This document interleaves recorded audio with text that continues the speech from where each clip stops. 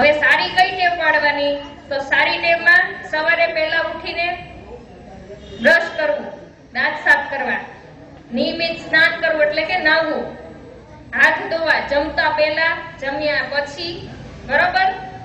આપણે toilet bathroom જતા હોય પછી આપણે હાથ ધોવા ને, એ બધી સારી ટેવો છે. આમાંથી કોણ કરે છે આ બધું? નખ કાપવા, સાફ રાખવાનું બધા કરે છે. પાછળ જોવાનું થોડું હોય કે કોણે હાથ ઊંચો કર્યો, એ તો આપણે કરવાનું જ છે. આ બધાએ કરવાનું જ છે. સારી ટેવ સવારમાં 6 વાગે 6:30 ઉઠાડે, હાલો બ્રશ કરવા એટલે વયું જ જવાનું. સરસ, લ્યો આપણા બધા છોકરાને સારી ટેવ છે. તાળી પાડી લ્યો તમારી માટે એક વખત.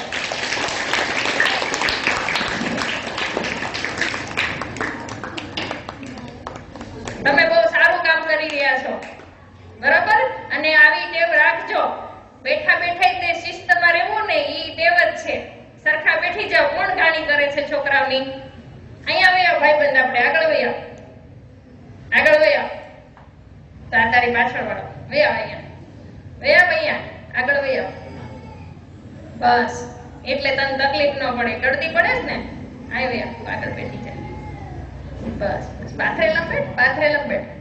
બહુ ડાયા છોકરા છે આપણે બધા. અભ્યાસની ટેવ, તો અભ્યાસની ટેવ કઈ પાડવી પડે? તો કે સમયે શાળાએ જાવું. પછી મમ્મી એમ કે હાલ બેટા દફતર લઈને જો, તારું દૂધ તૈયાર છે. ઊભા થઈને જવા જ દઈને રોજ મોડું થઈ જાય. રિક્ષા વાળા બહાર આવીને હોર્ન ઉપર હોર્ન વગાડે ને તમે બહાર નો નીકળો. એવું થાય છે? હા, જો હા પાડે છે કે થાય છે. તો ઈ બધું સમયસર શાળાએ જાવું, ઈ સારી ટેવ છે. ધ્યાનથી ભણવું. કોઈ શિક્ષક બોર્ડ ઉપર ભણાવતું હોય તો ક્યાં ધ્યાન રાખવાનું? બોર્ડ ઉપર. અને બોલતા હોય તો ઈ બોલતા હોય એમાં ધ્યાન રાખવાનું, બરોબર? તમને ઈ સારું શીખવાડે. પછી લેસન આપે, લેસન પણ કરી નાખે રોજ નું રોજ. સરસ. પછી રોજ વાંચે છે કોણ? ઈ કયો કે આમાં ખોટું બોલતા છો. રોજ વાંચો છો? હા, તો હાલો પાછી તાળી પાડો.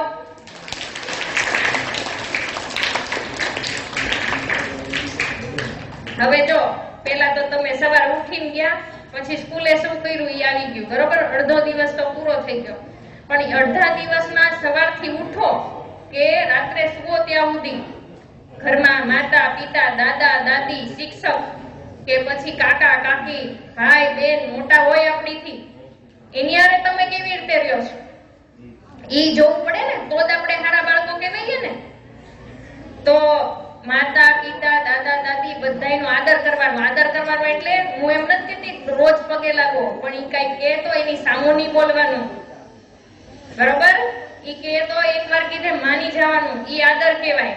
પછી તમે એમ કહો અહીંયા પગે લાગો ને પછી એમ કે તમારું કઈક માનવાનું એનું કીધું હોય તો તમે માનો નહીં, ઈ વસ્તુ યોગ્ય ન કહેવાય. એટલે આપણે એમનું માનવાનું. કેમ કોઈને આપણે કહેતા હોય તો હવે તો બધા તમે બધા તો શું કહેવાય મોબાઈલના જમાનાના છો, તો કોઈકનો આભાર માનવાનો. કોઈ કઈ તમને કઈક વસ્તુ દીધી હોય તો તમે શું કહેશો? થેન્ક યુ કેવો છો કે નથી કહેતા? બહુ ડાયા, બધા બહુ ડાયા છે. અને કોઈકને કેમ ઓલા છોકરો છે તો વાત કરે છો બેટા, હવે તને આગળ બેસાડતો તો સોરી કહેવાનું કે નહીં? ભૂલ થાય તો સોરી કહો છો? ઘરમાં ભૂલ થાય ને, મમ્મીથી આપણે એક વખત કદાચ ખોટું બોલાઈ ગયું હોય ને તો તરત જ માફી માંગી લેવી જોઈએ. પપ્પાથી, મમ્મીથી, ભાઈ બેન મોટા ગમે હોય કે મારીથી ભૂલ થઈ ગઈ, બીજી વખત હું આવું નહીં કરું. અને હંમેશા સાચું બોલવાનું. સાંભળો છો છોકરા? તો આમાંથી બધા સાચું બોલે છે? તો પાછી તાળી પાડી દો. બહુ ડાયા છોકરા છો. એટલે તમે બહુ જો નિયમિત ઉઠો છો, નિયમિત બધું કામ કરો છો, નિયમિત ભણોય છો, બધાનું માનોય છો. તો તમારા મમ્મીને પપ્પાને ઉભા કરીને પૂછો ને કે તમારા છોકરા માને છે કે નહીં? હા કે ના? કે તોફાન બહુ કરો છો, માર ખાવો પડે છે? તો આજથી બધા મોબાઈલ લઈ લ્યો ને, બહુ ડાયા છો તો. કેટલા જણ મોબાઈલ નહીં લ્યો? હાલો હાથ ઊંચો કરો. બધા વાલીઓ જોઈ લેજો, તમારા છોકરાને ફોટા પાડી લેજો કે આને હાથ ઊંચો કર્યો તો આજ મોબાઈલ નહીં લે. છોકરીઓએ હાથ ઊંચો કર્યો તો છોકરાઓને શું છે? છોકરાઓને હાથ ઊંચો નથી કરવાનો, મોબાઈલ નથી લેવાનો, એમ કે લેવાનો છે કે દહીં દૂધમાં? જો આ પાડે દહીં દૂધમાં. હાથ નીચે મૂકી દો બેટા. રાત્રે કેટલા વાગે સુઈ જાવ છો? 10 વાગે કે 11 વાગે? ને 12 વાગે બોલો. આમ હોય આપણા છોકરા 12 વાગે સુધી. તો સવારે કેટલા વાગે ઉઠો છો? 6 વાગે, 7 વાગે? સરસ. બસ હવે શાંત. હવે હું જો કહું છું સાંભળજો. જે સવારે વહેલા ઉઠે અને રાત્રે વહેલા સુઈ જાને એને બહુ જ યાદ રહે ભણવાનું, અને કોઈ પણ પ્રવૃત્તિ કરે ને બધી યાદ રહે, અને એની બધી ટેવાય હારી રહે. અત્યારે તો તમે સવારની સ્કૂલ હોય એટલે ઉઠી જ જતા હશો, પણ જેમ મોટા થશો ને પછી એમ ઉઠવાનું મોડું થઈ જશે. એવું કરવાનું નહીં. અને પાણી કેટલું પીવો રોજનું? 5 ગ્લાસ, 10 ગ્લાસ? લ્યો, 1 જ ગ્લાસ?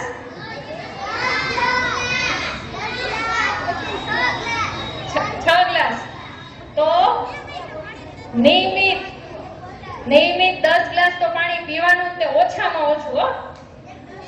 સવારમાં ઉઠીને તરત પહેલો ગ્લાસ પી લેવાનો. જેટલું તમે પાણી પીવો ને, આપણા શરીરમાં લોહી છે, તમને ખબર છે ને? તો લોહીમાં પાણીનો ભાગ રહેલો છે. આપણી ચામડી છે ને પોચી પોચી લાગે ને, તો એ પાણીને લીધે છે. પાણી ઓછું પીએ એટલે બધા રોગ થાય.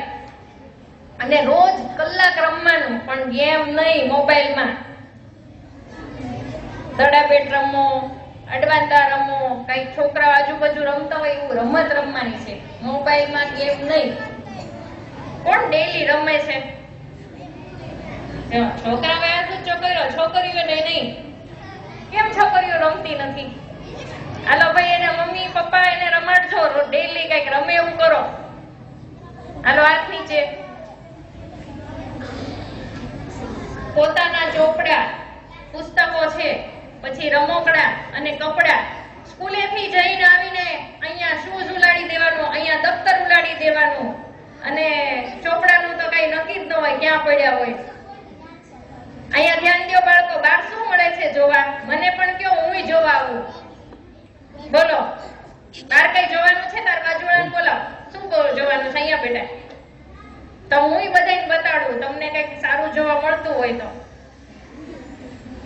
સ્કૂલેથી આવીને કપડા, પુસ્તકો, આપણા શૂઝ, આપણી વોટર બોટલ ગમે ત્યાં ફેંકો છો કે બધું એમ કહી દો, મમ્મી તમારે કરવું એમ કરો, હું તો બહુ થાકી ગયો છું, થાકી ગઈ છું?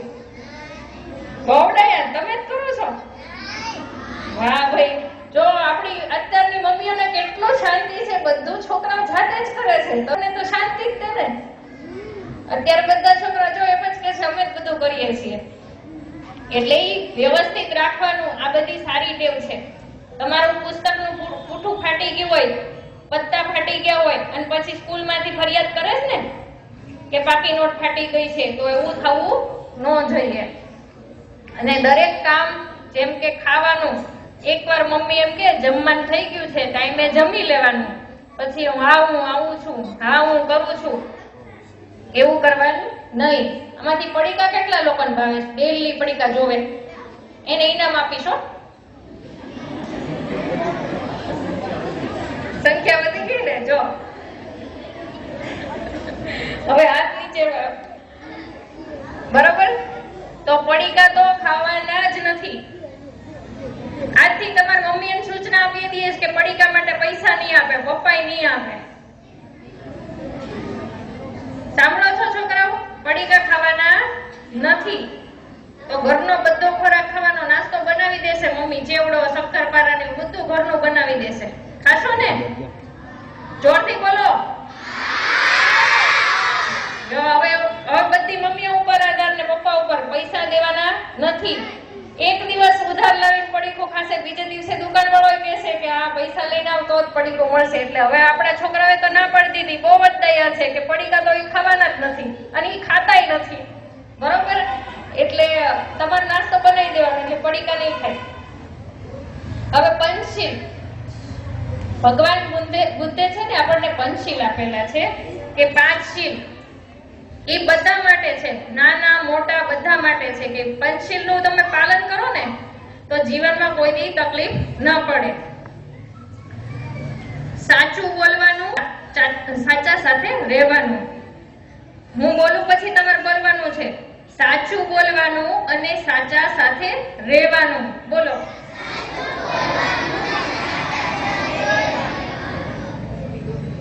સાચું બોલવાનું એટલે તમે કોઈની પેન્સિલ લઈને પડી ગઈ હોય ને અને તમે એમ કહો ને કે આ પેન્સિલ તારી પડી ગઈ છે, એ સાચું બોલ્યું કહેવાય. મમ્મી એમ પૂછે ને કે હોમવર્ક થઈ ગયું છે અને તમે એમ કહો નથી થયું, ઈ જે બોલો ને એ સાચું બોલ્યું કહેવાય. અને પછી ખોટું એમ કહો રાત સુધી હા થઈ ગયું, પછી રાત્રે રોતા રોતા બોલો કે હોમવર્ક બાકી છે મમ્મી, કાલે સ્કૂલે નહીં જાવ. બરોબર? ઈ ખોટું બોલ્યું કહેવાય. ચોરી નહીં કરવાની, બીજાની વસ્તુ લેવાની નહીં. ચોરી નહીં કરવાની, બીજાની વસ્તુ લેવાની નહીં. બોલો. ચોરી નહીં કરવાની, બીજાની વસ્તુ લેવાની નહીં. એટલે ચોરી નહીં કરવાની એટલે કે તમે કઈ બેંક લૂંટવા નથી જવાના, પણ કોઈની વસ્તુ પડી છે, અહીંયા તમે કાર્યક્રમમાં આવ્યા છો અને કોઈકની વસ્તુ અહીંયા પડી રહી છે તો તમે ભાળો તો તમે એમ કહેશો કે આ કોઈકની વસ્તુ પડી રહી છે. કે ઘરે તે કોઈકની વસ્તુ પડી હોય ને તો આપણે લઈએ નહીં, કહીએ મમ્મી પપ્પાને કે આ વસ્તુ અહીંયા પડી છે, કે સ્કૂલમાં આવી. અને બીજાની વસ્તુ નહીં લેવાની એટલે કોઈકનું રબર પડી ગયું છે હાલો લઈ લઈએ આપણા કંપાસમાં નાખી દઈએ, ઈ એક જાતની ચોરી છે. કોઈની સાથે ઝઘડો કે હિંસા નહીં કરવાની. હિંસા ખબર છે? હિંસા એટલે શું? મારામારી.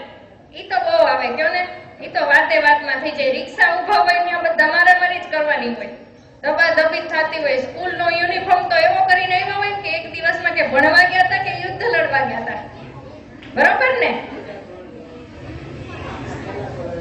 કોઈ સાથે ઝઘડો કરવાનો નહીં. બોલો. કોઈ સાથે ઝઘડો કરવાનો નહીં. સારા કામ કરવાના. સારા કામ કરવાના. દારૂથી દૂર રહેવાનું. એ તો આપણે આવતું જ નથી, પણ મોટા થાવ તો હું આવું વ્યસનથી આઘો રહીશ એવું અત્યારથી જ નક્કી કરવાનું. દારૂથી દૂર રહેવાનું. શું?